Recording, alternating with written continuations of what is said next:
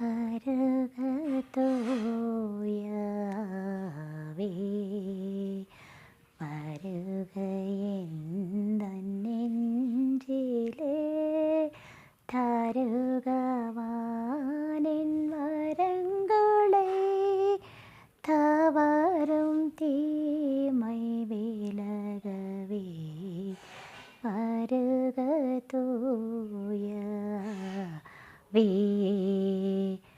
ஆர்க்கத்தின் ஒளியை ஏற்றவே அன்பு கனலை மூட்டவே அகத்தின் ஒளியை ஏற்றவே அன்பு கனலை மூட்டவே அறமும் ஒழுங்கும் ஓங்கவே அன்பும் அருளும் மல்கவே வருக தூய ஆவே வருக எந்தன் நெஞ்சிலே. Okay, good morning. எப்படி இருக்கீங்க? நல்லா இருக்கீங்களா? Okay, welcome to my YouTube channel rise and shine Nirmala. So இந்த வீடியோவில் நான் பரிசுத்த வேதாகமத்தில் old testament the book of Isaiah chapter 65 the verse 24 Isaias எழுதிய புத்தகம். அதில் 65வது அதிகாரம் இறைவசனம் 24. இதில் என்ன சொல்லப்பட்டிருக்குனாக்கா, before they call I will answer, while they are speaking yet I will hear. அவர்கள் வேண்டுவதற்கு முன்பே நான் மறுமொழி தருவேன். அவர்கள் பேசி முடிக்கும் முன்பே நான் பதிலளிப்பேன். அவர்கள் வேண்டுவதற்கு முன்பே நான் மறுமொழி தருவேன். அவர்கள் பேசி முடிக்கும் முன்பே நான் பதிலளிப்பேன். Before they call, I will answer. While they are speaking yet, I will hear. இப்போ பாருங்கள், கடவுள் எப்படிப்பட்ட தேவனாக இருக்கிறார் அப்படின்னா, கடவுள் நம்மளுடைய இதயத்தையும் எண்ணங்களையும் நம்மளுடைய எல்லா விதமான ஏக்கங்கள், குழப்பங்கள் எல்லாவற்றையும் அறிந்திருக்கிறார். அவர் நாம் நம்மை அறிந்து கொள்வதை விட கடவுளுக்கு தான் நம்ம யார், நம்மளுடைய உள்ளத்தில் என்ன என்ன தேவைகள் எல்லாமே கடவுள் எல்லாவற்றையும் அறிந்த தேவனாக இருக்கிறார். அதனால தான் பாருங்கள், நான் அவர்கள் வேண்டுவதற்கு முன்னமே, அதில் பைபிளில் பல இடங்களில் பல விதமாக இதை பற்றியே இதே மீனிங்கில் சொல்லப்பட்டிருக்கிறது. அதெல்லாம் ஒன்று ஒன்றா பார்க்கலாம். அப்படின்னா நமது தேவைகளில் நம்ம அறிந்திருப்பதை விட அதை அவர் மூலமாக அறிந்திருக்கிறார் இல்லைங்களா? அதனால தான் தாயின் கருவில் உருவாவதற்கு முன்னே தம்மை தெரிந்தெடுத்து நமக்கு பிறப்பையும் கொடுத்து நம்ம பெற்றோர்களையும் செலக்ட் பண்ணி அவர் வழியாக நம்மை இந்த பூமியில் உதிக்கச் செய்து நம்ம தேவைகள் எல்லாவற்றையும் சந்தித்து நம்மளை பராமரித்து வருகிறார் இல்லைங்களா? ஆனால் நம்ம தான் ஒரு நன்றி கெட்ட மனிதர்களாக பாவம் செய்து அவரை விட்டு விலகி கொண்டு இருக்கிறோம்.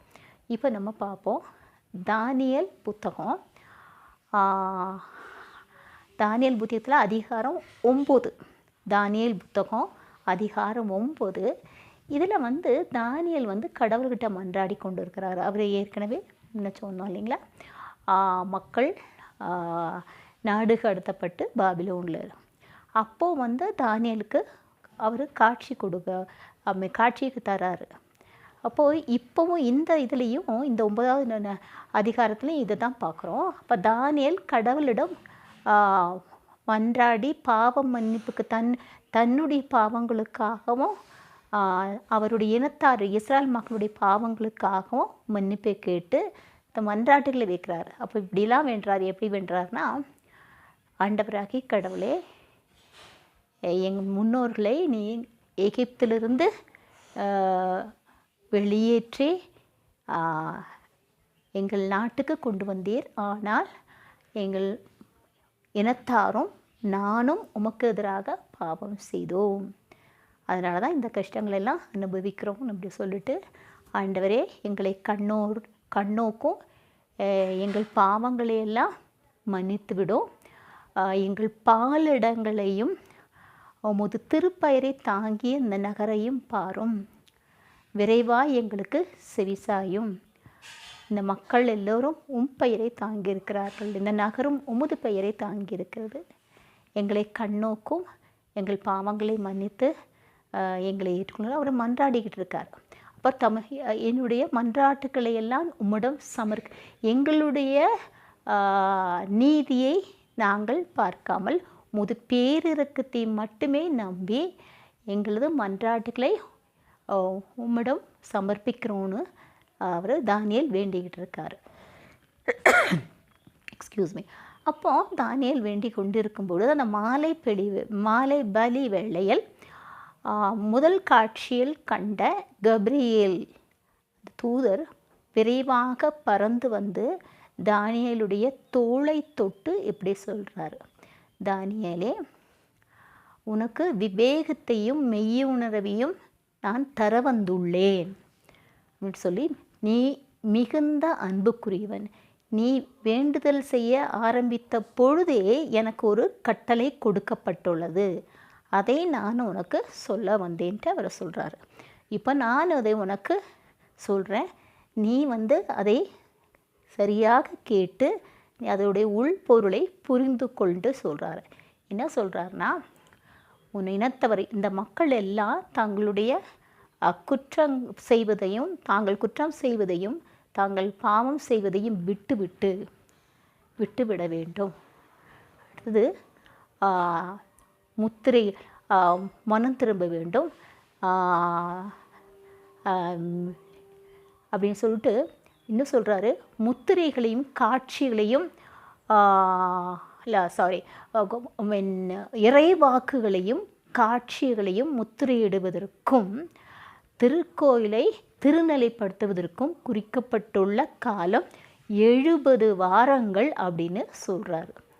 அப்போ பாருங்கள், இதில் நமக்கு என்ன கவனிக்கணும்னு சொன்னால், அந்த கப்ரியேல் தூதர் அவர் என்ன சொல்கிறாரு, நீ வேண்டுதல் செய்ய ஆரம்பித்த பொழுதே எனக்கு ஒரு கட்டளை கொடுக்கப்பட்டுள்ளது. அந்த கட்டளை கடவுளால்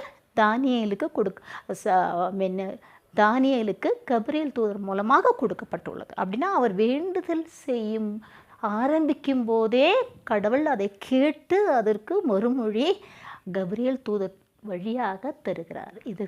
இதுதான் நமக்கு அந்த செய்தி. எப்படின்னா, அவர்கள் வேண்டுவதற்கு முன்பே நான் மறுமொழி தருவேன் இல்லைங்களா. இது தானியேல் புத்தகத்தில் இருக்கு. நம்மளுடைய புதிய ஏற்பாட்டில் பார்க்கும்போது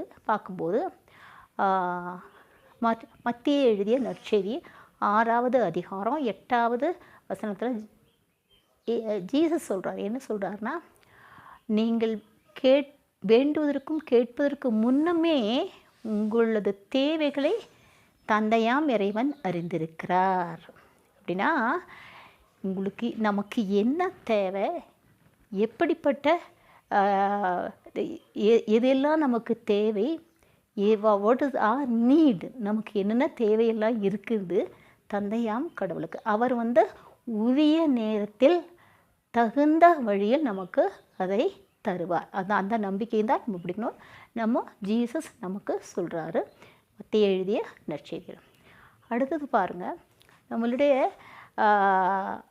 ஆண்டவர் இயேசு அவ்வளோ ஆணித்தரமாக சொல்கிறாரு, நீங்கள் வேண்டுவதற்கும் கேட்பதற்கு முன்னமே உங்களுக்கு என்ன தேவைன்றது உங்கள் தந்தைக்கு தெரியும்னு சொல்கிறாரு. ஓகே, இப்போது அடுத்தது அப்போஸ்தலனான பவுல் ரோமையருக்கு எழுதிய கடிதம், அதில் 8வது அதிகாரம் 26வது வசனம் பார்த்திங்கன்னா வர சொல்கிறாரு பவுலடியார் இப்படி சொல்கிறாரு. எப்படின்னா, நாம் என்ன சொல்லி ஜெபிப்பது, எப்படி நாம் இறைவனிடம் வேண்டுவது என்று நமக்கு தெரியாது. அப்போது நமக்கு துணையாக தூய ஆவியாராகவே இருக்கிறார். அப்போ நமக்கு துணை செய்வது நமக்கு தூய ஆவியாரே. அப்போ சொல் வடிவம் பெறாத நமது பெருமூச்சுகளை அவர் நமக்காக பரிந்து பேசி ஆண்டவரிடம் சேர்க்கிறார். இதுதான். அப்படின்னா நம்ம ஜெபிக்கும்போது நமக்கு உதவி செய்கிறவாறு நம்மில் வாழும் தூய ஆவியானவர். அப்போ தூய ஆவியானவருக்கு நம்ம வேண்டுதல் அவருக்கு தெரியும் என்னன்னு. அதை தான் தந்தையார் அவர் சேர்க்கிறாரு. ஓகேங்களா. அடுத்தது பார்த்திங்கன்னா யோவான் எழுதிய முதல் கடிதம், அதில் 5வது அதிகாரம் 14வது வசனம். அதில் என்ன சொல்லப்படுதுன்னா, நாம் என்ன கடவுளிடம் கேட்குறோமோ, என்ன வேண்டுதல் எப்படிப்பட்ட வேண்டுதல் செய்கிறோமோ, என்ன கேட்குறோமோ அது கடவுளுடைய திருவுளத்திற்கு ஏற்றதாக இருந்தால் அவர் செவிசாய்க்கிறார். நாம் என்ன வேண்டிக்கிறோமோ அது கடவுளுடைய திருவுளத்திற்கு ஏற்றதாக இருந்தால் அவர் செவிசாய்க்கிறார். That means this is the confidence that we have towards him. அப்படின்னா இதுவே நமது நம்பிக்கை. அப்படின்னா நமக்கு என்ன கேட்டாலும், அதனால தான் ஜீசஸ் என்ன சொல், நீங்கள் என்னிலும் என் வார்த்தைகள் உங்களிலும் நிலைத்திருந்தால் நீங்கள் என்ன கேட்டாலும் என் தந்தையின் பெயரால் நீங்கள் எதை கேட்டாலும் நான் உங்களுக்கு தருவேன்னு சொல்கிறார் இல்லைங்களா. நீங்கள் என்னிலும் என் வார்த்தைகள் உங்களும் நிலைத்திருந்தால் நீங்கள் என்ன கேட்டாலும் அது உங்களுக்கு தரப்படும். ஆண்டவர் ஆணித்தரமாக திட்டவட்டமாக உறுதியாக அந்த வாக்குறுதியை நமக்கு தர்றார். அப்படின்னா கடவுளுக்கு நல்லா தெரியும். So intimate loving God. நம்மளுடைய பிரச்சனைகள், நம்மளுடைய தேவைகள் எல்லாமே அவருக்கு தெரியாது, நம்மக்கிட்ட எதுவுமே கிடையாது. அதனால் நாம் வேண்டுவதற்கும் நினைப்பதற்கும் மேலாக செய்ய வல்லவர் இல்லைங்களா. அதையும் பவுலடிகளார் சொல்கிறார், நான் வேண்டுவதற்கும் நினைப்பதற்கும் மிக மேலாக செய்ய வல்ல அவருக்கே எல்லா வகையான ஸ்தோத்திரம் உண்டாக்கணும்னு சொல்கிறார் இல்லைங்களா. அப்போது அது கடவுளுக்கு தெரியும் நமக்கு என்ன தேவைன்னு சொல்ல. அதனால தான் அவர்கள் வேண்டுவதற்கு முன்னமே நான் மறுமொழி தருவேன், அவர்கள் பேசி முடிக்கும் முன்பே நான் பதிலளிப்பேன்னு சொல்கிறது. அப்படின்னா அவர் செவிசாய்க்கும், விண்ணப்பத்தை கேட்கிற தேவன், செவிசாய்க்கும் தேவன். அப்படின்னா கேட்கப்படாத ஜெபமே கிடையாது அப்படிங்களா. அப்போ இதை நம்ம உறுதியாக இவர் சொன்ன அந்த இவர் கொடுத்த நமக்கு அந்த வாக்குறுதியை நம்ம உறுதியாக பிடிச்சிக்கிட்டு நம்பிக்கையோடு தைரியமாக நம்ம அவருடைய நேரத்திற்காக நம்ம காத்திருக்கோம். அவர் செயலாற்றும் நேரத்திற்காக நாம் காத்திருக்க வேண்டும். காரணம் அவருக்கு இந்த வாக்குறுதியை நமக்கு கொடுத்துருக்கிறார். அப்படின்னா அவங்களுக்கு என்ன தேவைன்னு எனக்கு தெரியும். அவருக்கு கேட்குறதுக்கு முன்னாலேயே எனக்கு தெரியும். வேண்டுவதற்கு முன்னமே மறுமொழி தருவேன். அப்படி சில சமயத்தில் பார்த்திங்கன்னா நம்ம ஜெபம் பண்ணி முடிகிறதுக்கு முன்னாலேயே நமக்கு உள்ளத்தில் உணர்த்துவார் கடவுள், இதுதான் அப்படின்னு சொல்லுவார். இப்போ தூய ஆவியானவர் வழியாக நமக்கு அதை உணர்த்துவார். அப்போது நம்ம கடவுள் மீது அதீதமான நம்பிக்கையை வைத்து அவர் கொடுத்த இந்த மாதிரி வாக்குறுதிகளை நம்ம வைத்துக்கொண்டு கடவுள் மீது அசைக்க முடியாத நம்பிக்கையை வைத்து கடவுளிடம் வேண்டும்போது நிச்சயமாக அவர் நமக்கு செவிசாய்க்கிறார். அப்போது செவிசாய்க்கிற தேவனுக்கு நாம் நன்றி சொல்வோம்.